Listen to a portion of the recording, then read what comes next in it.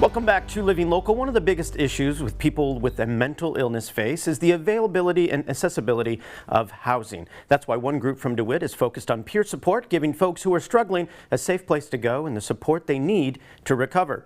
And joining us today to tell us all about Rhonda's House, the only peer-run respite in Iowa, is Todd Noack, Executive Director for Life Connections Peer Recovery Services, which is also this segment sponsor. Hey, sir, welcome back to the show. Welcome. Yeah, thank you so much for being here. And I get to talk to you this time. How about that? Yeah, that's great. That? So, what do you do to help people who come to Rhonda's House? Tell us a little bit about that. So the first thing is I like to say that we don't really help people, right? Help is doing for, and we support them. And that's walking with them and letting them have the choice and opportunities of life they want. Yeah. And sometimes people dealing with mental health don't have the choices and options.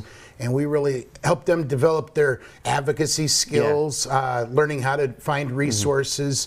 But most of all, I like to say that we listen instead of talking, right? Because an opportunity to be able to listen is not there a lot. And support instead of help. I like that. That's a good distinguished thing there. I'll remember that next time. Thank you. Yeah, absolutely, Todd. So how long has Rhonda's House been around, and how many people have you supported through here? So Rhonda's House opened October 22nd of 2018. Okay. And to date, right now, we've served 637 people in the whole state of Iowa. Yeah. That's majority is probably Scott County and Johnson County. Yeah, that's amazing. That's a pretty short time to be around, and that's a lot of people to help in that time too. Yeah, just this year's 137 people. Wow, really? Yeah. Wow. I mean, I guess that says something about the state of the world, maybe. But wow, I'm just happy you're there to support them too. Thank you. So, what does a typical stay look like for those who come to? We're looking at some video right now.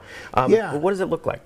Yeah. So you see in the living room, dining area, and the office area downstairs.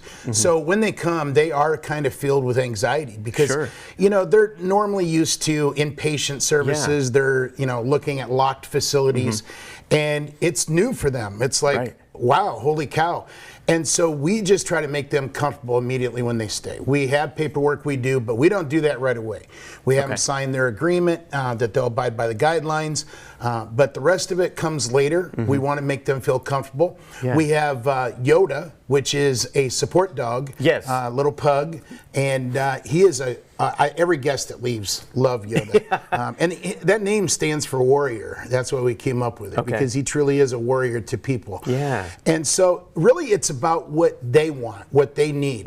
If they've had trouble sleeping in the past few weeks and they just need to sleep, well, God forbid, let them sleep, right? If they're going to get it there in that serenity of a quiet, rural area, let them do it. But again, if it's wanting to build skills or finding other resources or other possible services out there, we guide them with that and then give them some numbers and sit there and support them in the conversation. And really, it's just being able to, I like to say, your bed and breakfast for your emotional distress and life-interrupting challenge. I love that. And that's so great that, with somebody going through something like that, it has to be very isolating, and they must feel very alone and uncomfortable. But your goal is to kind of alleviate some of that stress and kind of shoulder it yourself. Right. And how successful are guests with the program? I mean, you must see some amazing stories. We do see amazing stories, and there has been now 10 that have wanted and decided to move from their environment and now reside in DeWitt and are working people in DeWitt.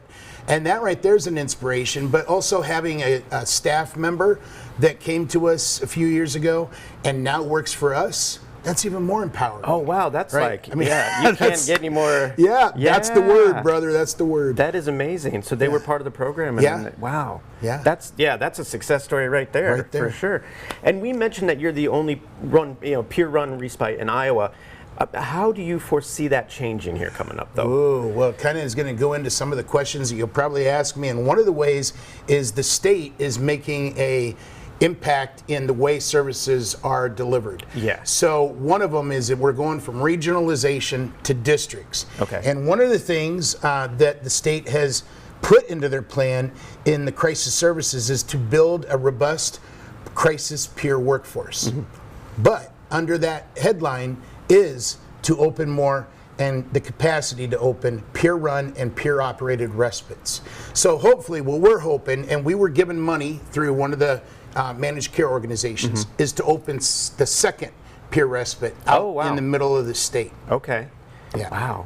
So I mean, you're just growing. Yeah. Yeah, and that's it's amazing that you're able to provide that. It's sad that there is room to grow, I guess. Right. You know, it's a happy sad situation. It is, but understand too, and like I said, when they come initially, they don't know what to expect. It's a different thing. I mean, it's the first one in Iowa. Even the state's learning about it, and that's how that got implemented into their plan. Right. But traveling from Council Bluffs in a 5-hour drive in a taxi to get to us, that's why it's so important to maybe look at having one in all these districts. Yeah, that's amazing that there's only one in Iowa too. That's incredible. And none in Illinois, and just let me express Really? that. Yeah. None in Illinois? Yeah. Wow. We have taken people from Rock Island, Moline, Thompson, because one of the things is we don't want to deny anybody. Too many people are denied. Right. We don't want to do that. And so what is the kind of future looking like, you know, as we move forward here? Yeah, to me, it is looking like there is going to be an increase in this peer workforce. Okay. And that can happen in many ways, right? It can happen like in one of our partners, Vera French, within there.